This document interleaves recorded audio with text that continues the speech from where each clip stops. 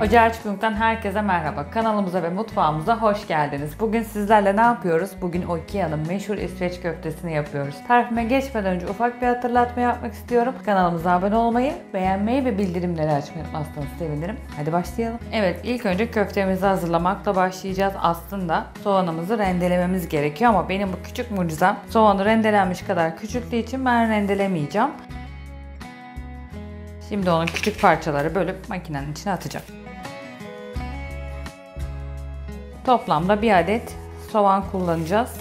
Yarım kilo kıymadan yapacağım için. Ama 1 kilo kıymadan yaparsanız soğanın büyüklüğüne göre 1 ya da 1,5 kullanabilirsiniz. Son olarak da 2 adet sarımsağımızı ekliyoruz.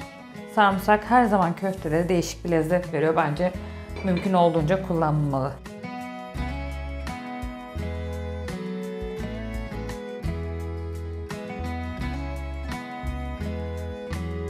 Evet, gördüğünüz gibi soğanımız rendelenmiş gibi oldu. Şimdi artık yavaş yavaş yapmaya başlayabiliriz. Evet, yarım kilo orta yağlı kıymamızı tabağımıza alıyoruz.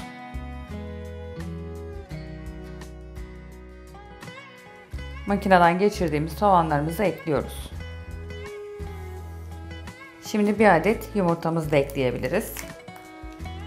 Daha sonra 2 yemek kaşığı krema ekleyeceğiz. Bunun yerine yoğurt ya da süt de ekleyebilirsiniz ama bu köftede krema daha bir değişik bir kıvam ve tat veriyor. Her zaman dediğim gibi tuz oranını damak tadınıza göre ayarlayabilirsiniz. Ben 1 tatlı kaşığı kadar tuz kullanacağım. Şimdi de 1 çay kaşığı karbonat ekleyeceğiz. Ama şimdi köftemizi eğer dinlendirmeye vaktimiz yoksa, işte bir gün önceden yapmıyorsak ya da birkaç saat dolapta dinlendiremeyeceksek karbonatı aktifleştirmek için birkaç damla limondan destek alacağız.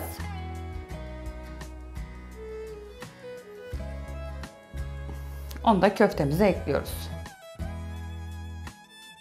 Lezzetlendirmeyi, baharatlandırmayı istediğiniz gibi yapabilirsiniz. Ama ben sadece çay kaşığının ucuyla karabiber ekleyeceğim.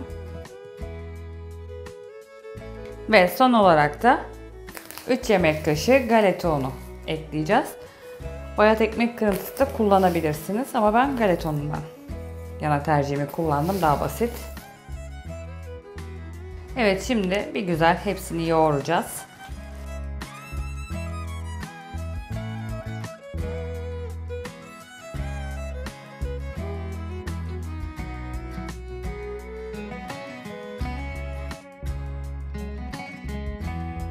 Benim gibi bol kepçeyseniz ve eğer kremanız biraz fazla geldiyse galeta ununa tekrar destek alabilirsiniz. Bunda hiçbir sakınca yok.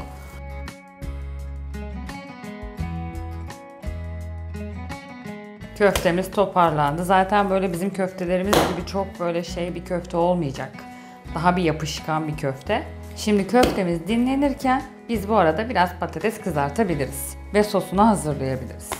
Evet, köftemiz dinlenirken biz patateslerimizi hazırlayabiliriz.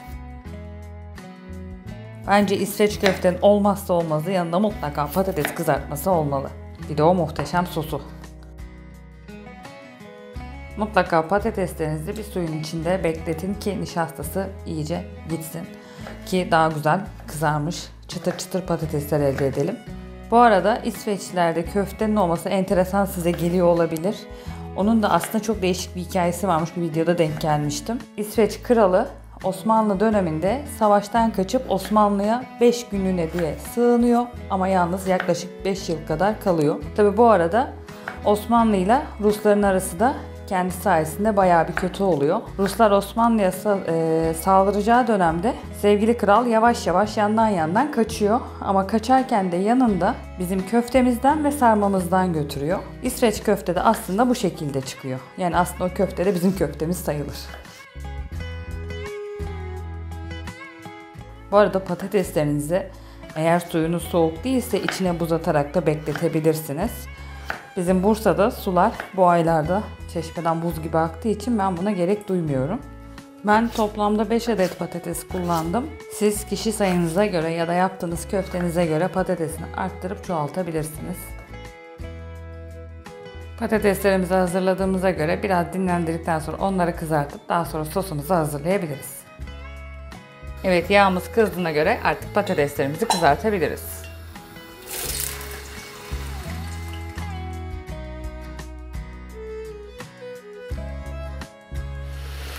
Her patates kızartmasında söylüyorum ama bunda da hatırlatacağım. Yağ patateslerimizi attıktan sonra bir daha hiç karıştırmıyoruz ki nişastası çıkmasın. Hem yağımız kirlenmesin hem de patatesimizin lezzeti kaçmasın. Bu şekilde kızarana kadar bekliyoruz.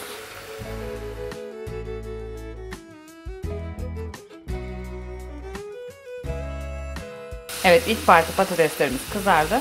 Artık onları alabiliriz. İlk sıcaklığı çıkana kadar mümkün olduğunca böyle ayrı ayrı koyun. Bitişik bitişik koymayın. Hem cızırtısı daha üstündeyken tuzunu ekleyin ki gözenekleri kapanmadan tuzu içine güzelce çekebilsin. Ve şöyle bir onları sallandırın ki tuz her yere gelebilsin.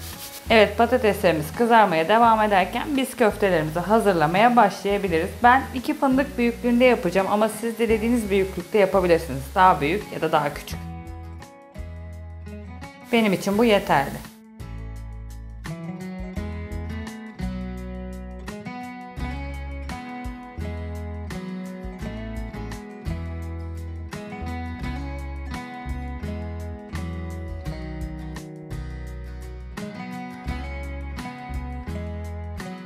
Evet, köftelerimiz de hazır olduğuna göre şimdi sosumuzu hazırlayıp daha sonra köftelerimizi kızartıp hepsini bir araya getirebiliriz. Evet, tavamıza 1 yemek kaşığı kadar tereyağı ya da margarinimizi alıyoruz. Yağımız eridikten sonra 1,5 yemek kaşığı unumuzu ekliyoruz. Unumuzu kokusu çıkana kadar kavuracağız. Zaten o kokuyu alacaksınız. Unumuzun o ilk kavrulma kokusu çıktıktan sonra 2 su bardağı kadar et suyu ekleyeceğiz azar azar. Eğer et suyunuz yoksa tavuk suyu da kullanabilirsiniz ya da bulyon da kullanabilirsiniz ama eğer mümkünse kendi evde yapmış olduğumuz ya da satın aldığımız et suyunu kullanmanızı tavsiye ediyorum. Et suyumuz da mutlaka soğuk olacak. Ve topaklanma yapmaması için şu şekilde bir çırpma telinden mutlaka destek alın.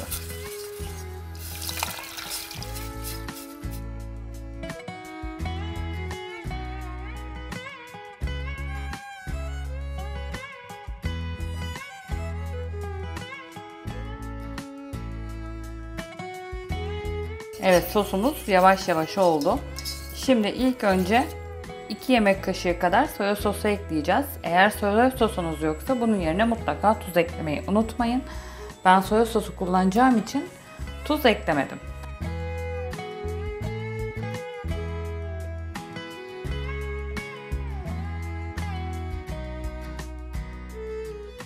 Daha sonra sosumuzun içine 1 çay bardağı krema ekliyoruz. Yaklaşık 100 gram.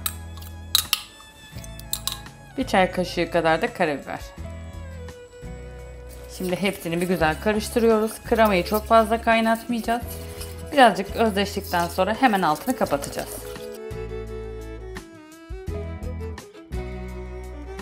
Evet, artık altını kapatabiliriz ve köftelerimizi kızartmaya başlayabiliriz.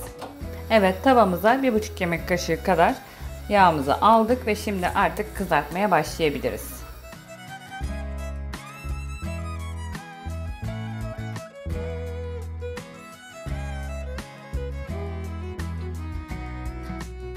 Evet, İsveç köftelerimiz olduğuna göre artık servis aşamasına geçebiliriz.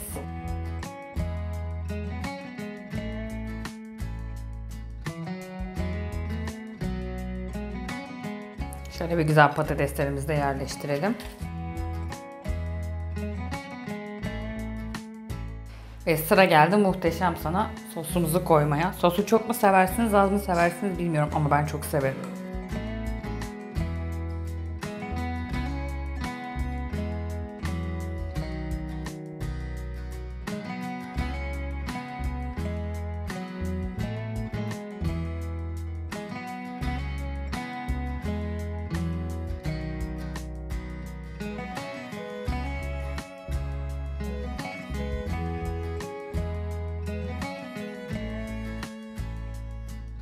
Ocağı açık Anıtık olarak bir tarifin daha sonuna geldik. Deneyecek olan herkese şimdiden afiyet olsun. Bir dahaki videolarda görüşmek üzere. Hoşça kalın.